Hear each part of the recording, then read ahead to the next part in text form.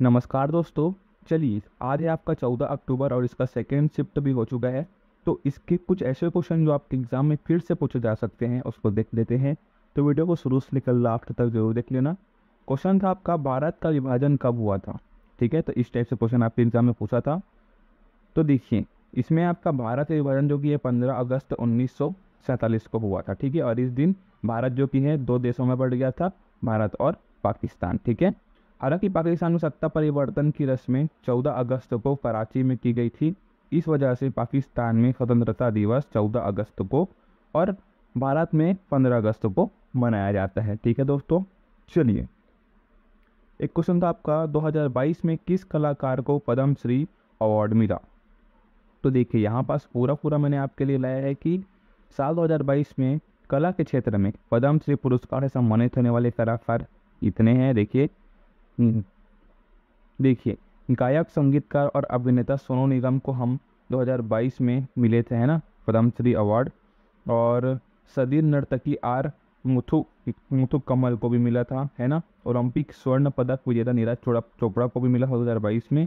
और तेलंगाना की लोक गायिका और वाद्य यंत्र वादक सकिनी रामचंद्रया को भी मिला था। ठीक है, तो आप इन लोगों की लिस्ट देख सकते हैं जो कि जिन्हों को क्या मिला था 2022 में कला के क्षेत्र में पद्मश्री अवार्ड मिला था।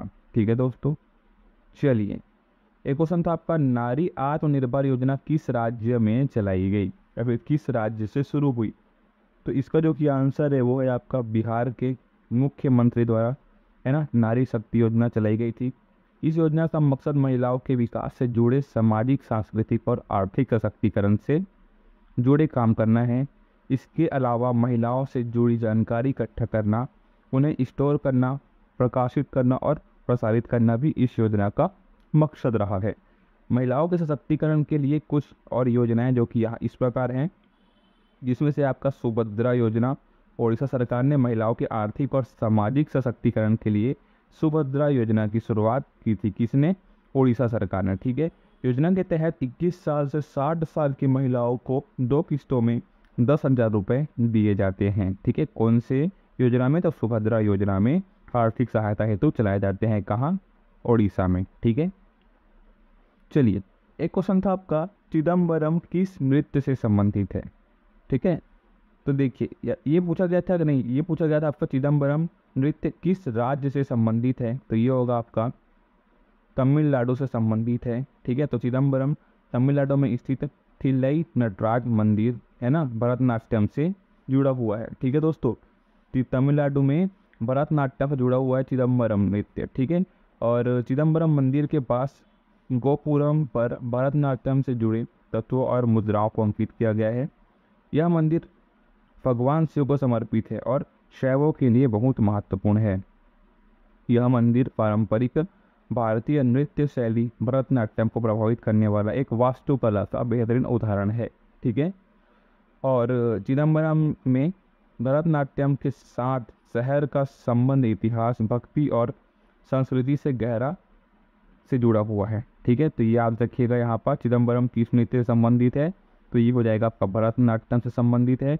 और किस राज्य से संबंधित है, वो होगा आपका तमिलनाडु में। ठीक है, एक क्वेश्चन था आपका, सुब्बारा लक्ष्मी को 1974 में कौन सा अवार्ड मिला था। तो देखिए, इन्हें मिला था आपका रेमन मैगसेसे, देख सकते हैं यहाँ पास 1974 में मिला था। ठीक है, और 1988 में प्रतिष्ठित कालिदास सम्मान और 1998 में भारत का सर्वोच्च नागरिक सम्मान, है ना, यानी भारत रत्न मिला था 1998 में।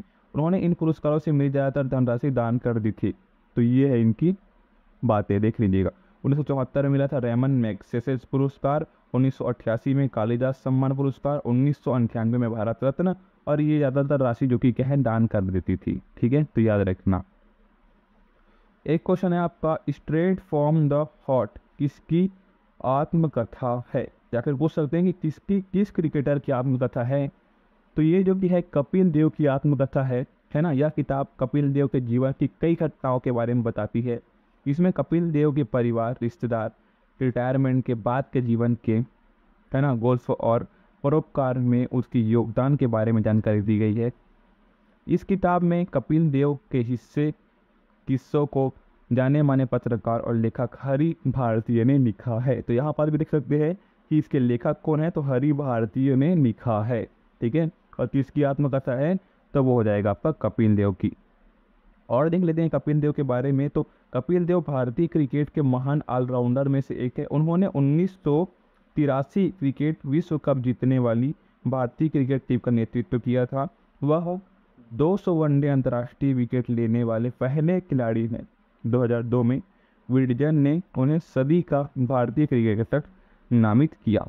ठीक है, तो ये रहे आपके इसके कपिल देव की आत्मकथा स्ट्रेट फ्रॉम द हार्ट। ठीक है, एक क्वेश्चन पूछा गया था आपके एग्जाम में, सबसे अधिक नगरीय जनसंख्या वाला राज्य कौन सा है? तो इसका जो कि आंसर है वो है आपका तमिलनाडु। देखिए, भारत का सबसे अधिक शहरीकृत राज्य जो कि है ना तमिलनाडु। साल 2011 की जनगणना के मुताबिक यहाँ की 48.45% आबादी शहरी क्षेत्र में निवास करती है ना। पिछले 20 सालों में तमिलनाडु में शहरीकरण की दर तेजी से बढ़ी है। साल 1991 में तमिलनाडु की कुल आबादी सिर्फ 34.15% हिस्सा शहरी क्षेत्र में था। ठीक है, तो कब बढ़ी ये? साल 2011 में बढ़ी। ठीक है, अब देखिए इस शहरीकरण के मामले में तमिलनाडु के बाद केरल, महाराष्ट्र, गुजरात का नंबर आता है। वही हिमाचल प्रदेश में शहरी आबादी का अनुपात सबसे कम है जो 10% है। बिहार में यह 11.3% है और असम में ये 14.1% है। और वही उड़ीसा की बात करें तो ये 16.7% है। ठीक है, और देखिए इसी में शहर आबादी के मामले में राष्ट्रीय राजधानी क्षेत्र दिल्ली और केंद्र शासित प्रदेश चंडीगढ़ सबसे आगे हैं। ठीक है, इन दोनों जगहों पर शहरी आबादी का अनुपात क्रमशः 97.5% और 97.25% है। ठीक है दोस्तों, चलिए एक क्वेश्चन था आपका, 86वां संविधान संशोधन कब हुआ था? तो ये था आपका भारत का संविधान में 86वां संविधान संशोधन 2002 में हुआ था। ठीक है, एक था आपका किस सुल्तान के काल में बाजार की व्यवस्था थी? तो देखिए यहाँ पास अलाउद्दीन खिलजी के शासनकाल में क्या था, बाजार की व्यवस्था थी। ठीक है, यह नीति उसके आर्थिक सुधारों में से सबसे अहम सुधारों में से एक है। अलाउद्दीन खिलजी के बाजार नियंत्रण से जुड़े कुछ उपाय ये रहे। देखिए उन्होंने दैनिक इस्तेमाल की चीज़ों की कीमत तय कर दी थी। सूखे के दौरान दिल्ली के हर मोहल्ले के दुकानदारों को केंद्रीय बाजार से अनाज का दैनिक भत्ता दिया जाता था।